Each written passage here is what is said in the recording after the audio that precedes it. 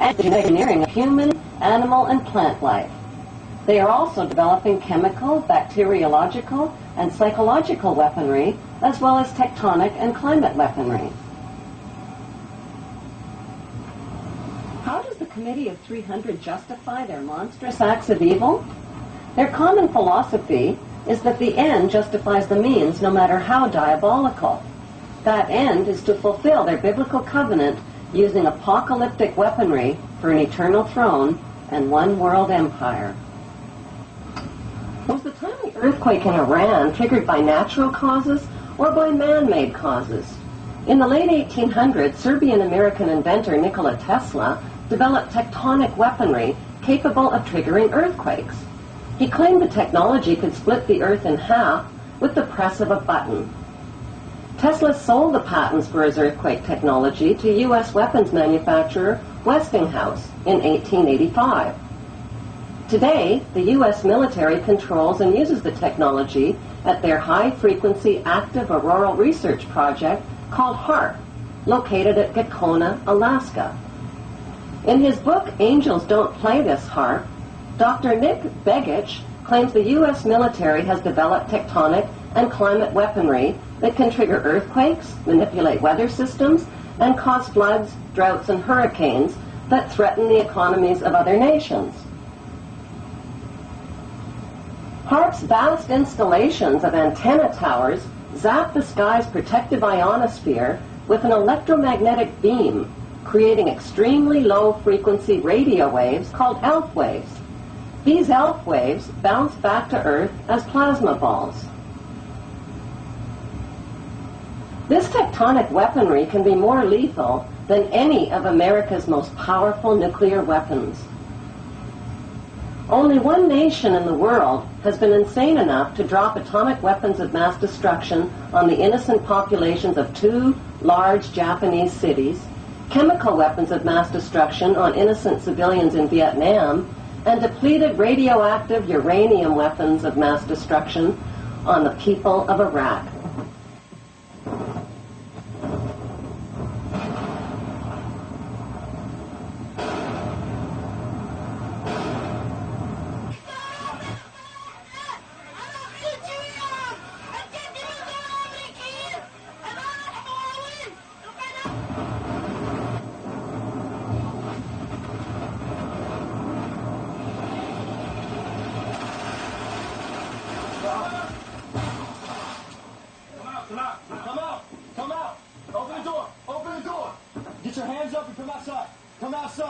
Everybody in the house needs to come outside.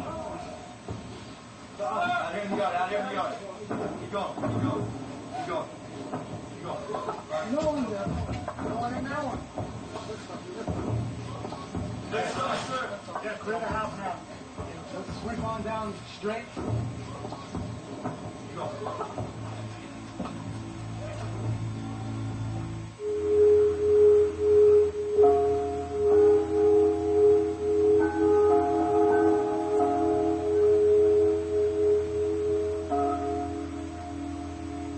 Like the pharaohs of ancient Egypt who built their empire with the help of a grand vizier, Queen Elizabeth II also has a grand vizier who serves as her most trusted advisor.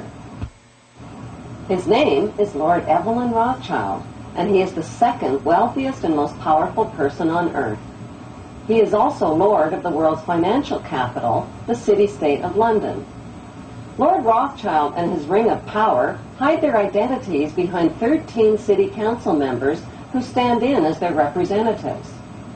On November 30th, 2000, Lord Rothschild, now in his 70s, got married in London to a wealthy Zionist businesswoman named Lynn Forrester. The couple then jetted to Washington and spent their wedding night in the White House. Just months before 9/11, they moved to New York and settled into their 18th floor luxury palace at River House, where 2 private terraces offered them front row seats for the scheduled 911 show.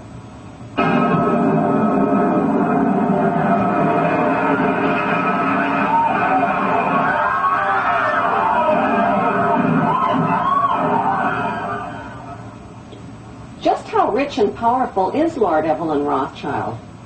Historically, the Rothschild family wealth was hidden in underground vaults. The Rothschild secret financial records were never audited and never accounted for. Their family commissioned biographies give the illusion that their family fortune has dwindled, but researchers estimate their wealth at close to $500 trillion, more than half the wealth of the entire world.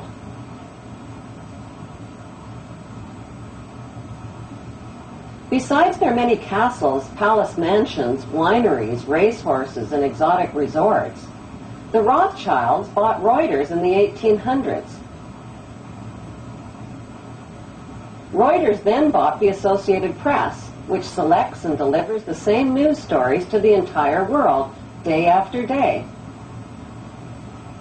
They have controlling interest in 3 major television networks and easily avoid media attention since they own it. Until recently, they owned and operated England's Royal Mint and continue to be the gold agent for the Bank of England, which they also direct. They control the LBMA, London Bullion Market Association, where 30 to 42 million ounces of gold worth over $11 billion are traded daily. The Rothschilds earn millions weekly just on transaction fees alone. They also fix the world price of gold on a daily basis and profit from its ups and downs.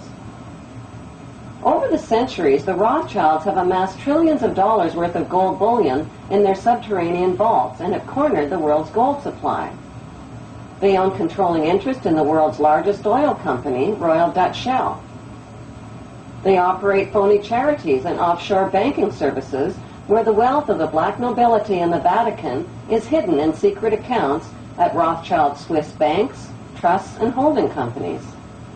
Although Evelyn Rothschild looks like a harmless gray-haired old man, make no mistake about it, Rothschild and his ancestors have handpicked presidents, crashed stock markets, bankrupted nations, orchestrated wars, and sponsored the mass murder and impoverishment of millions.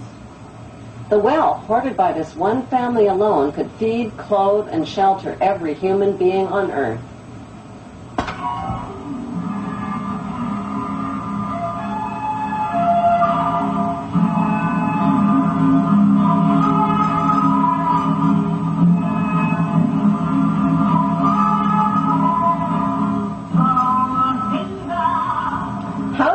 Rothschild become the filthy rich Grand Vizier to Queen Elizabeth II and godfather of the black nobility. By birth, Evelyn Rothschild is the great-great-great-grandson of Mayer Rothschild and is passing the godfathership down to David de Rothschild.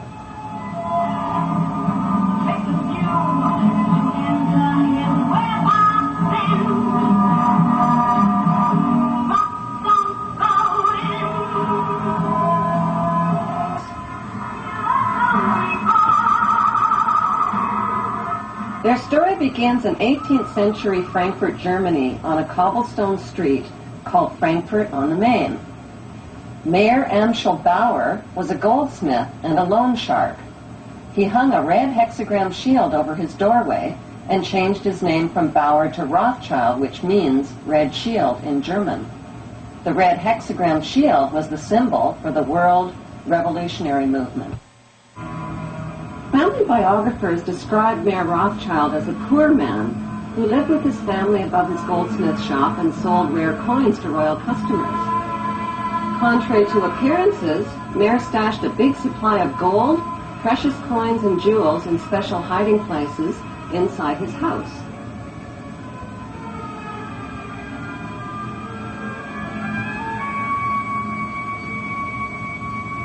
One special hiding place was beneath the back courtyard, where he accessed his strongbox through an underground passageway.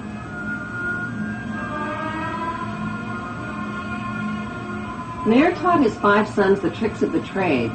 To them, he wasn't just their father, he was their lord and master. To them, he was Lord Mayer. In 1773, Mayer Rothschild invited 12 wealthy, revolutionary-minded men to his goldsmith shop. Together, they formulated a plan to seize control of the world's wealth. They made a pact to secretly pool their money and influence to bankrupt the nations of the world and create a new world order. Using his connections, Mir teamed up with Prince William,